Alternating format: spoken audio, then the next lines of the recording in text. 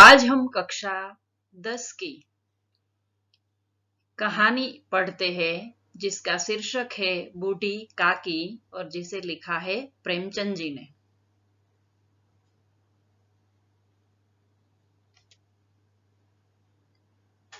ये है प्रेमचंद जी, जिसे कलम का सिपाही और उपन्यास सम्राट भी कहा जाता है।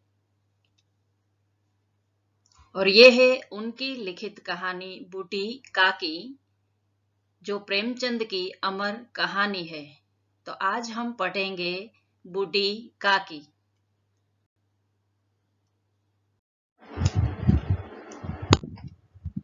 लेखक परिचय। हिंदी के उपन्यास सम्राट प्रेमचंद का जन्म उत्तर प्रदेश में वाराणसी के निकट लम्ही नामक गांव में हुआ था। उनका मूल नाम धनपत राय था। शिक्षा काल में ही उन्होंने अंग्रेजी के साथ उर्दू का भी अध्ययन किया था। प्रारंभ में वे कुछ वर्षों तक स्कूल में रहे, बाद में शिक्षा विभाग में सब डिप्टी इंस्पेक्टर रहे। स्वाधीनता आंदोलन में भाग लेने के कारण उन्होंने नौकरी छोड़ दी और वे स्वतंत्र लेखन की ओर मुड़े। वे हिंदी ही नहीं बल्कि समग्र भारतीय साहित्य के महान व्यक्तित्व है। भले ही उनका नाम धनपत राय था, लेकिन हमेशा वो गरीब ही रहे थे। अपनी आवाज जनता तक पहुंचाने के लिए उन्होंने उपन्यास, कहानियां और नाटक लिखे।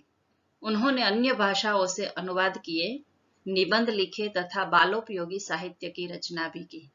गबन, वरदान, प्रतिज्ञा, सेवा सदन, प्रेमाश्रम, रंगभूमि, कर्मभूमि, निर्मला, कायाकल्प, गोदान, जो कि उनका सबसे बड़ा उपन्यास है, मंगलसूत्र जो अपूर्ण रह गया था, यह उनके उपन्यास है। इसीलिए उन्हें उपन्यास सम्राट के नाम से भी जाना जाता है। मानसरोवर 8 भागों में उनकी लगभग 300 कहानियों का एक संग्रह है। प्रेम की वेदी, करबला और संग्राम उनके नाटक है। कुछ विचार, कलम और तलवार, त्याग आदि उनके निबंध संकलन है। बूढ़ी काकी में प्रेमचंद ने ऐसे दयनीय वृद्धों की अवस्था की ओर हमारा ध्यान खींचा है, जिन्हें उपेक्षा मिलती है और जो जीवन के हर क्षण का आनंद पूर्वक उपभोग करना जानते हैं। यह मूल कहानी का संक्षिप्त रूप है। तो आइए पढ़ते हैं उनकी कहानी बूढ़ी काकी। लेकिन कहानी पढ़ने से पहले कहानी क्या है यह हमें जान लेना आवश्यक है। कथा या आख्यायिका को पहले के जमाने में कहानी कहा जाता था। प्रेमचंद ने कहानी की व्याख्या देते हुए कहा है कि कहानी एक ऐसी रचना है जिसमें एक अंग और एक मनोभाव को प्रदर्शित करना ही लेखक का उद्देश्य रहता है।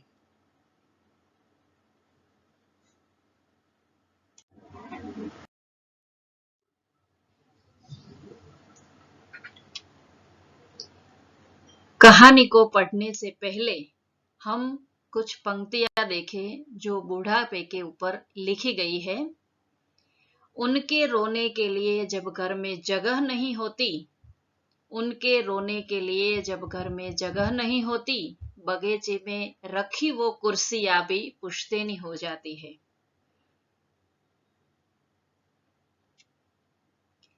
कांपते हाथों से निवाला अंदर कहाँ जाता है, कांपते हाथों से निवाला अंदर कहाँ जाता है, जवानी बिताकर जब सामने बूढ़ापा आता है।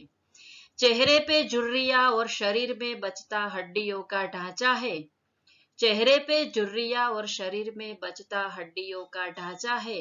लगने लगती है बोझ जब जिंदगी बूढ़ापा छाता है।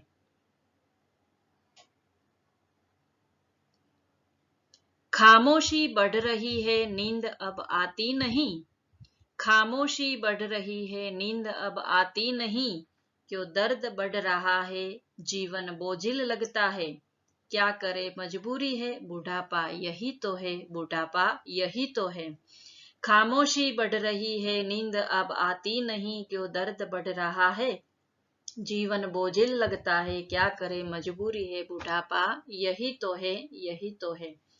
खो गया कुछ ढूंढ रहा कहीं, खो गया कुछ ढूंढ रहा कहीं, पुनरापन हर जगह है, समाई है जर्जरता यादों को, याद करे बुढ़ापा, यही तो है बुढ़ापा, यही तो है।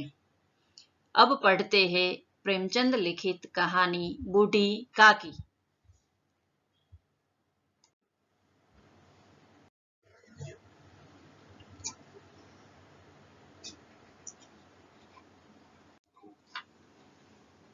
बुढ़ापा बहुधा बचपन का पुनरागमन हुआ करता है। बूढ़ी काकी में जीभ के स्वाद के सिवा और कोई चेष्टा नहीं थी, न अपने कष्टों की ओर आकर्षित करने का रोने के अतिरिक्त कोई दूसरा सहारा था। समस्त इंद्रियां, हाथ और पैर जवाब दे चुके थे। जमीन पर पड़ी रहती और घर वाले कोई बात उनकी इच्छा के प्रतिकूल करते, भोजन का समय टल जाता या उसकी मात्रा कम होती, अथवा बाजार से कोई वस्तु आती और न मिलती तो वे रोने लगती थी। उनका रोना सिसकना साधारण रोना न था, वे गला फाड़ फाड़ कर रोती थी। गला फाड़ फाड़ कर रोना यानी जोर जोर से रोना। उनके पति को स्वर्ग सिधारे बहुत वक्त हो चुका था। स्वर्ग सिधारना यानी मृत्यु होना। बेटे तरुण हो होकर चल बसे थे। उनके बेटे की भी मृत्यु हो गई थी। अब एक भतीजे के सिवाय और कोई न था। उसी भतीजे के नाम उन्होंने अपनी सारी संपत्ति लिख दी।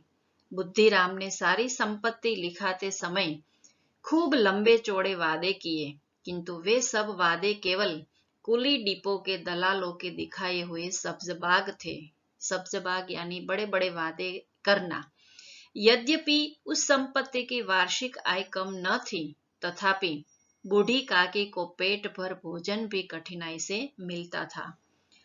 लड़कों का बूढ़ों से स्वाभाविक विद्वेष होता ही है, और फिर जब माता पिता का यह रंग देखते तो वे बूढ़ी काकी को और सताया करते। कोई चुटकी काटकर भागता और कोई उन पर पानी की कुल्ली कर देता। जब माता पिता ही बूढ़ों के प्रति ऐसा बर्ताव करते हैं तो उन्हें देखकर बच्चे भी ऐसे बर्ताव करता है। काकी चीख मारकर रोती, परंतु यह बात प्रसिद्ध थी कि वे केवल खाने के लिए रोती है, अतएव उनके संताप यानी दुख और आर्तनाद पर कोई ध्यान देता नहीं था। उनके आर्तनाद, अंदर की आवाज पर और रोने की चिल्लाहट भी कोई नजर में नहीं आती थी। संपूर्ण परिवार में यदि काकी से किसी का अनुराग था तो वह बुद्धिराम की छोटी लड़की लाडली थी। लाडली अपने दोनों भाइयों के डर से अपने हिस्से की मिठाई या चबेना बूढ़ी काकी के पास बैठकर खाया करती थी। यही उसका रक्षागार था।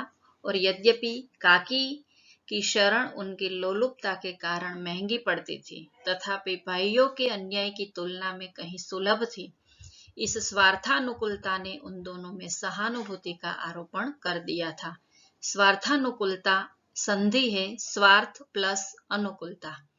तो इस परिच्छेद में हमने देखा कि बुढ़ापा जो है वह बचपन की देन है। जैसे बचपन में हम अपना कार्य खुद नहीं कर सकते और अच्छे अच्छे खाने की इच्छाएं होती है, वैसे ही बुढ़ापे में भी हमें ऐसा ही होता है। दूसरी बात महत्व की है कि अगर बूढ़े के प्रति बड़ों का कोई अपना मान सम्मान नहीं होता, बड़े उनके साथ अच्छी तरह से बर्ताव नहीं रखते, तो बच्चे भी उन्हें देखकर ऐसा ही बर्ताव करते हैं। और तीसरी महत्व की बात है कि घर में अगर किसी से अनुराग था तो वह छोटी लाडली थी। छोटी लाडली को ही बूढ़ी काकी के प्रति अनुराग था।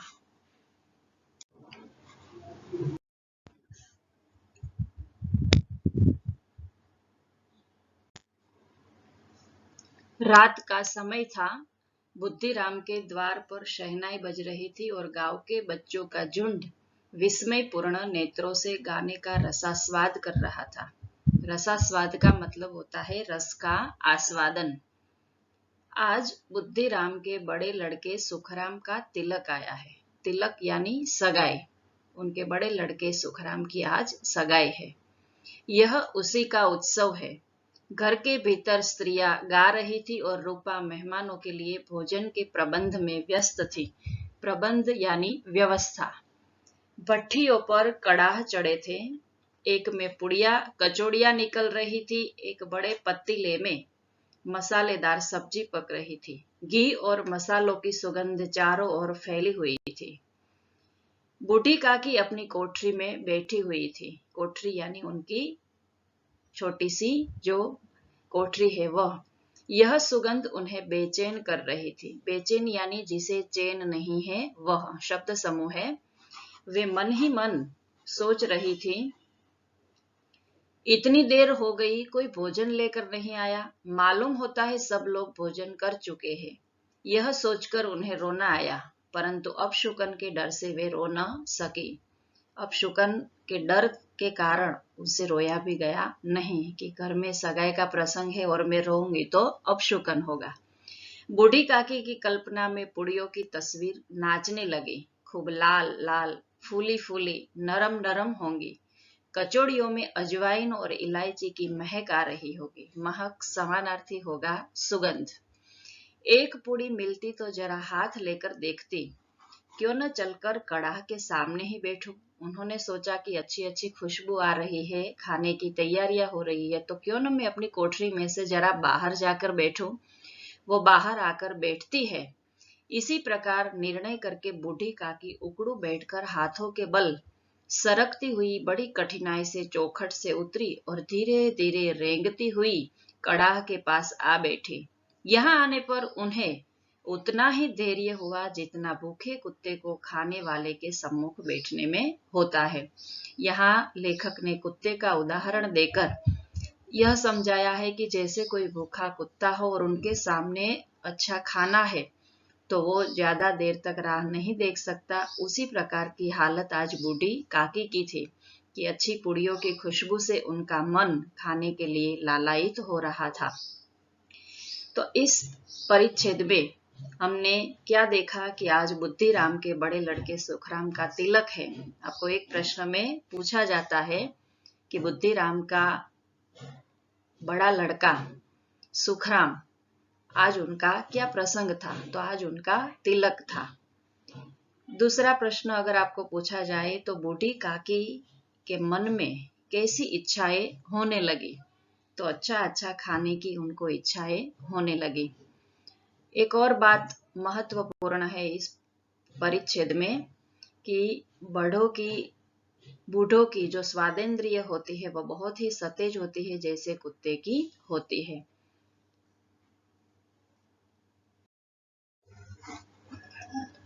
बुद्धिराम की पत्नी रूपा उस समय कार्यभार से परेशान हो रही थी। कभी इस कमरे में जाती, कभी उस कमरे में, कभी कड़ाह के पास आती, कभी भंडार में जाती। बेचारी अकेली दौड़ते दौड़ते व्याकुल हो रही थी। व्याकुल यानी आकुल व्याकुल। झुंझलाती थी, कुढ़ती थी, परंतु क्रोध प्रकट करने का अवसर न पाती थी। इस अवस्था में उसने बूढ़ी काकी को कड़ाह के पास बैठा देखा तो जल उठी। क्रोध न रुक सका कि ऐसे में उनकी पत्नी रूपा ने क्या देखा कि बूढ़ी काकी तो अपने कोठरी में से बाहर आ गई है और वह मेहमानों के सामने यहाँ पर बैठी है। तो उसे बहुत ही क्रोध आ जाता है और क्रोध ही क्रोध में वो काकी पर टूट पड़ती है। जिस प्रकार मेढक केचुए पर झपटता है उसी प्रकार वह बूढ़ी काकी पर झपटी और उन्होंने दोनों हाथों से झटक कर वो बोली, ऐसे पेट में आग लगे, पेट है या बाढ़, कोठरी में बैठते क्या दम घुटता था, अभी मेहमानों ने नहीं खाया, भगवान को भोग नहीं लगा, तब तक धैर्य न हो सका। ऐसा सुनकर बूढ़ी काकी ने सिर उठाया, न रोई न बोली, चुपचाप रेंगती हुई अपनी कोठरी में चली गई। भोजन तैयार हो गया, आंगन में पतले पड़ गई, मेहमान भी खाने लगे। यहाँ पर रूपा के स्वभाव का हमें परिचय दिया गया है कि रूपा काकी को अपनी कोठरी में से बाहर आता हुआ देखकर किस प्रकार उन पर क्रोध प्रकट करती है कि तुमसे थोड़ी देर भी रहा नहीं जाता, अभी मेहमानों ने भी खाना नहीं खाया और तुम आ गई, तुमसे इतना धैर्य भी नहीं हो सकता। बेचारी काकी मजबूर होकर यह सब सुन रही थी। बूढ़ी काकी अपनी कोठरी में जाकर पश्चाताप कर रही थी। पश्चाताप यानी पछतावा कि मैं कहाँ चली गई। उन्हें रूपा पर क्रोध नहीं था। ऐसा करने पर भी रूपा पर उन्हें बिल्कुल क्रोध आता नहीं था। अपनी जल्दबाजी पर दुख था। सच ही तो है, जब तक मेहमान लोग भोजन न कर लेंगे घर वाले कैसे खाएंगे। मुझसे इतनी देर भी न रह गया, अब तक कोई बुलाने न आ जाए तब तक जाऊंगी नहीं, ऐसा उन्होंने मन में सोच लिया। मन ही मन इस प्रकार का विचार कर वह बुलावे का इंतजार करने लगे। इंतजार का समानार्थी प्रतीक्षा। वह मन को बहलाने के लिए लेट गई। धीरे धीरे एक गीत गुनगुनाने लगी। उन्हें मालूम हुआ कि मुझे गाते देर हो गई। क्या इतनी देर तक लोग भोजन कर रहे होंगे? किसी की आवाज नहीं सुनाई देती। आवाज का समानार्थी है स्वर। अवश्य ही लोग खा पीकर चले गए। मुझे कोई बुलाने नहीं आया। रूपा चिढ़ गई है, क्या जाने न बुलाए। उसने मन में यह सोचा कि शायद रूपा को गुस्सा आ गया है, सबने खाना भी खा लिया है, लेकिन शायद आज मुझे खाना न भी मिले। रूपा को गुस्सा भी आ गया है। बूढ़ी काकी चलने के लिए तैयार हुई, उनसे रहा गया नहीं। यह विश्वास है कि 1 मिनट में पुड़िया और मसालेदार सब्जियां सामने आएगी। उनकी स्वादेंद्रियां गुदगुदाने लगी। उन्होंने मन में तरह तरह के मंसूबे यानी इच्छाएं बांधे। पहले सब्जी से पुड़िया खाऊंगी, फिर दही और शक्कर से कचौड़ियां रायते के साथ मजेदार मालूम होगी। चाहे कोई बुरा माने चाहे भला, मैं तो मांग मांग कर खाऊंगी। यही न लोग कहेंगे कि इन्हें विचार नहीं। कहा करे, इतने दिन के बाद पुड़िया मिल रही है तो मुंह जूठा करके थोड़ा ही उठ जाऊंगी। देखिए यहाँ पर इस परिच्छेद में काकी की स्वादेंद्रिय की बात लेखक ने हमें समझाई है कि बुढ़ापे में कैसा खाने की हमें इच्छा होती है। उसे दही खाने की इच्छा है, शक्कर, रायता। कि भले लोग कहे कि ये तो मांग मांग कर बुढ़िया खाती है, लेकिन मैं रुकने वाली नहीं हूँ। और रूपा के स्वभाव का भी यहाँ पर परिचय दिया गया है। आपको प्रश्न यहाँ पर यह पूछा जाता है कि रूपा कोठरी में बाहर आती काकी को देखकर कैसा गुस्सा प्रकट करती है।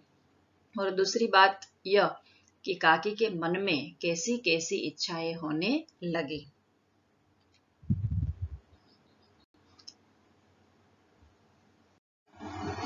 वह उकड़ू बैठकर हाथों के बल सरकती हुई आंगन में आई। परंतु हाय दुर्भाग्य, दुर्भाग्य यानी जिसका भाग्य अच्छा नहीं है वह उनका विरोधी होता है सद्भाग्य। मेहमान मंडली अभी बैठी हुई थी। कोई खाकर उंगलियां चाटता था, कोई तिरछे नेत्रों से देखता था कि और लोग अभी खा रहे हैं या नहीं।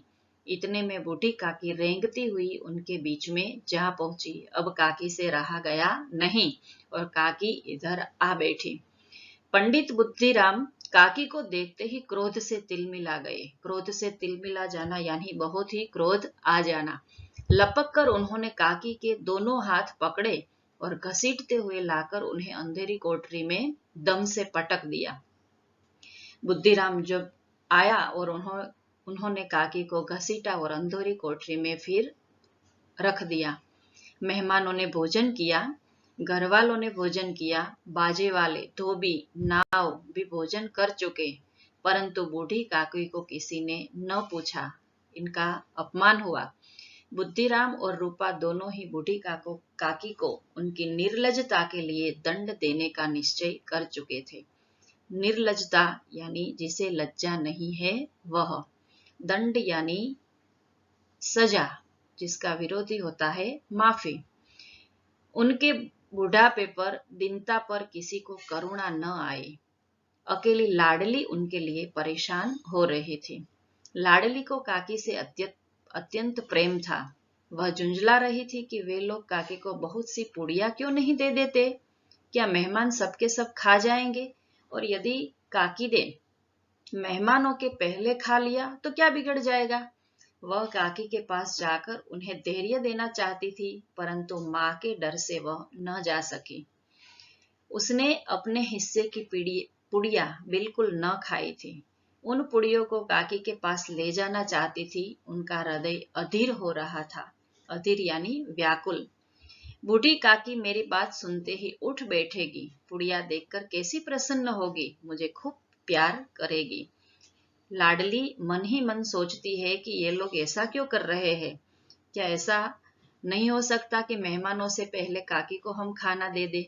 मेरे भाग की सब पुड़िया मैं काकी को देकर आती हूँ, लेकिन मेरी माँ देख लेगी तो वो मुझे डांटेगी। इस बात से उसे डर लगता था। प्रेम शब्द का विरोधी शब्द है नफरत। रात के 11 बज चुके थे।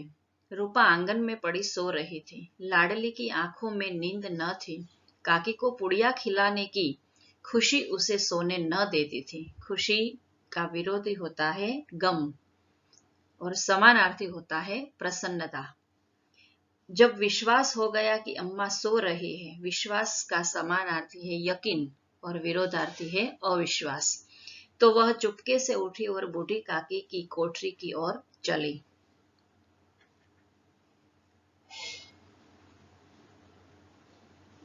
देखिए, ये तस्वीर में एक बच्ची और एक बूढ़ी माँ की तस्वीर है। बुढ़ापा और बचपन का पुनरागमन होता है। और इस तस्वीर में देखिए, लाडली अपनी काकी को कचौड़ियाँ और पुड़िया दे रही है। बूढ़ी काकी को केवल इतना याद था कि किसी ने मेरे हाथ पकड़कर घसीटे और फिर ऐसा मालूम हुआ कि जैसे कोई पहाड़ पर उड़ाए लिए जाता है। उनके पैर बार बार पत्थरों से टकराए, तब किसी ने उन्हें पहाड़ पर दे पटका, वे मूर्छित हो गई। जब वे सचेत हुई तो किसी को जरा भी आहट न मिलती थी। आहट यानी किसी के आने जाने की आवाज। उन्होंने समझा कि सब लोग खा पीकर सो गए। यह विचार कर काकी निराशा में संतोष के साथ लेट गई। निराशा का समानार्थी है हताशा और विरोधार्थी है आशा। संतोष का विरोधार्थी है असंतोष। ग्लानि यानी दुख, दुख से गला भर भर आता था, परंतु मेहमानों के डर से वह सोती नहीं थी और रोती भी नहीं थी। सहसा उनके कानों में आवाज आई, काकी उठो, मैं पुड़िया लाई हूं। काकी ने लाडली की बोली पहचानी, चटपट उठ बैठी। दोनों हाथों से लाडली को टटोला और उसे गोद में बैठा लिया। लाडली ने पुड़िया निकाल कर दी। काकी ने पूछा, क्या तुम्हारी अम्मा ने दी है? लाडली ने कहा, नहीं, यह मेरे हिस्से की है। हिस्से यानी मेरे भाग की है, मेरे खाने की थी, मैंने तुम्हारे लिए बचा कर रखी थी। काकी पुड़ियों पर टूट पड़ी यानी जल्दी जल्दी खाने लगी। 5 मिनट में पिटारी खाली हो गई। पिटारी यानी डिबिया, जिसमें वो पुड़िया भरकर लाई थी। लाडली ने पूछा, काकी पेट भर गया? जैसे थोड़ी सी वर्षा ठंडक के स्थान पर गर्मी पैदा करती है, उसी तरह इन थोड़ी पुड़ियों ने काकी की क्षुधा को और इच्छा को और भी उत्तेजित कर दिया था।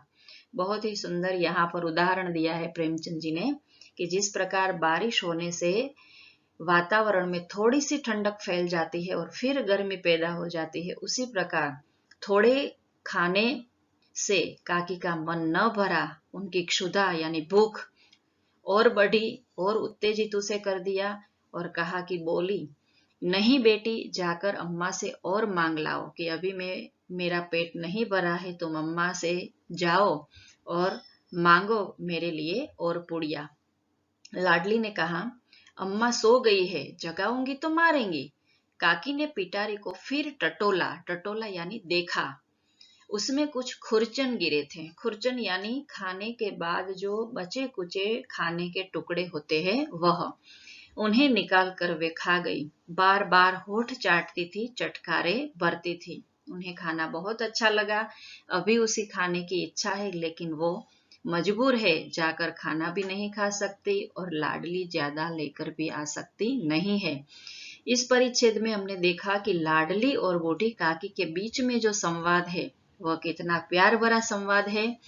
पूरे पाठ में, पूरी कहानी में ऐसा प्यार भरा संवाद ये दोनों पात्र ही करते हैं, इनके अलावा कोई और करता नहीं है।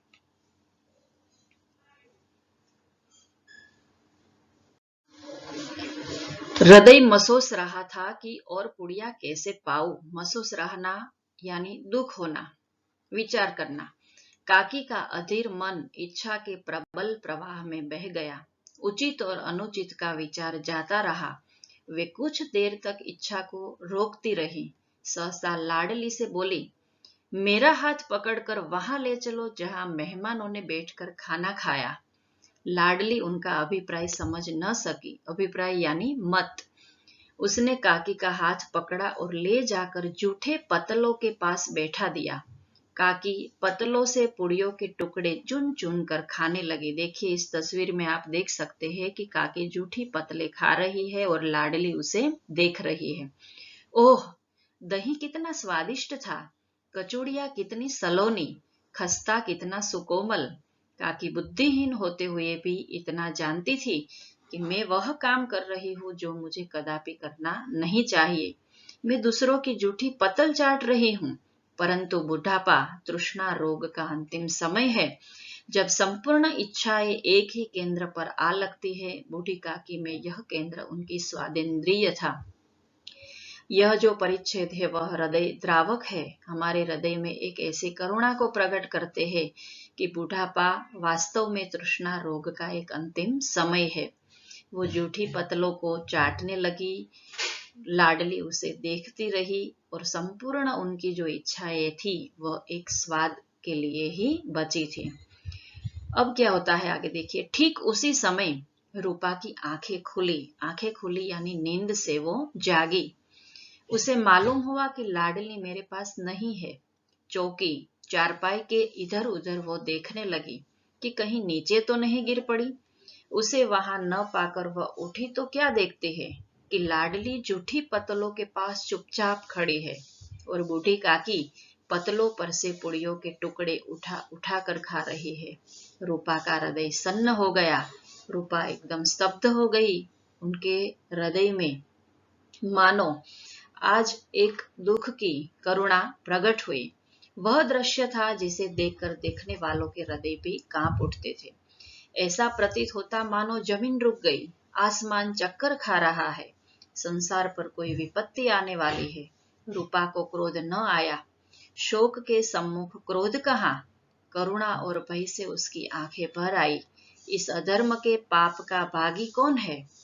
उसने सच्चे हृदय से गगन मंडल की ओर हाथ उठाकर कहा, हे परमात्मा, मेरे बच्चों पर दया करो। इस अधर्म का दंड मुझे मत दो, नहीं तो मेरा सत्यानाश हो जाएगा।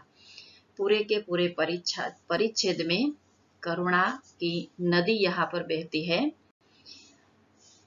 बूढ़ी काकी मेहमानों की जूठी पतलों को खा रही है और वह दृश्य हम यहाँ पर देख सकते हैं। विरोधी शब्द बुढ़ापा का जवानी है। तृष्णा यानी इच्छाएं। अंतिम का विरोधी है प्रथम। इच्छाएं का समानार्थी है मनीषाएं।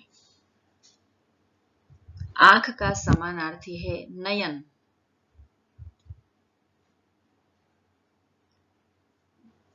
हृदय का समानार्थी है दिल। आसमान का समानार्थी है आकाश।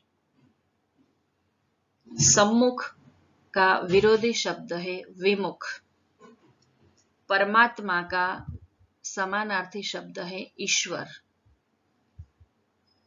सत्यानाश शब्द समूह के लिए एक शब्द सत्य का नाश, सत्यानाश। अधर्म का विरोधी है धर्म। जिसमें धर्म नहीं है वह अधर्मी। देखिए, इस चित्र में बूढ़ी काकी खाना खा रही है। कैसे? देखे, रूपा की और स्वार्थपरता और अन्याय इस प्रकार प्रत्यक्ष रूप में कभी न दिख पड़ते थे। प्रत्यक्ष का विरोधी है परोक्ष। वह सोचने लगी, हाय कितनी निर्दयी हूं। निर्दयी यानी जिसमें दया नहीं है वह। जिसकी संपत्ति से मुझे 200 रुपया वार्षिक आय हो रही है, यह दुर्गति कि उसकी मैंने ऐसी दुर्गति कर दी। दुर्गति यानी खराब दशा। और मेरे कारण, हे भगवान दयामय, मुझसे बड़ी भारी गलती हुई है, मुझे क्षमा कर दो। गलती यानी भूल और क्षमा यानी माफी। रूपा ने दिया जलाया। दिया यानी दीपक। अपने भंडार के द्वार खोले, द्वार यानी दरवाजे, और एक थाली में सारा भोजन सजाकर लिए हुए बूढ़ी काकी की ओर चली। उसने कंठावरुद्ध स्वर में कहा, काकी उठो, भोजन कर लो। मुझसे आज बड़ी भूल हुई, उसका बुरा न मानना। परमात्मा से प्रार्थना कर दो कि वे मेरा अपराध क्षमा कर दे। अपराध यानी गुनाह। भोले भाले बच्चों की भांति जो मिठाइयां पाकर मार और तिरस्कार सब भूल जाता है, बूढ़ी काकी सब भूल कर बैठी हुई खाना खा रही थी। बहुत ही सुंदर वाक्य है यह, कि जिस प्रकार हम भोले भाले बच्चों को कितना ही मारे डांटे, लेकिन वो फिर से हमारे पास आ ही जाते हैं, उसी प्रकार काकी के मन में भी कोई भी गुस्सा न था। वो फिर से वही प्रेम से खाना खा रही थी। उनके एक एक रोए से सच्ची सदिच्छाएं निकल रही थी। सदिच्छाएं यानी अच्छी अच्छी दुआएं, इच्छाएं। और रूपा बैठी इस स्वर्गीय दृश्य का आनंद लेने में निमग्न थी। निमग्न यानी खो जाना। रूपा इस दृश्य में खो गई थी। इस दृश्य को हम यहाँ पर इस चित्र के द्वारा देख सकते हैं। तो पूरी कहानी में हमने देखा कि बूढ़ों के प्रति घर में कैसा बर्ताव होता है और अंत में रूपा को कैसा पश्चाताप होता है। लाडली को किस प्रकार बूढ़ी काकी से प्रेम है, लेकिन वो व्यक्त नहीं कर पाती है। लेकिन अंत में लेखक ने रूपा के हृदय परिवर्तन को दिखाकर हमारे मन में एक ऐसी छाप छोड़ दी है कि बूढ़ों के प्रति हमारे देश में आज भी दया है, माया है, ममता है। धन्यवाद।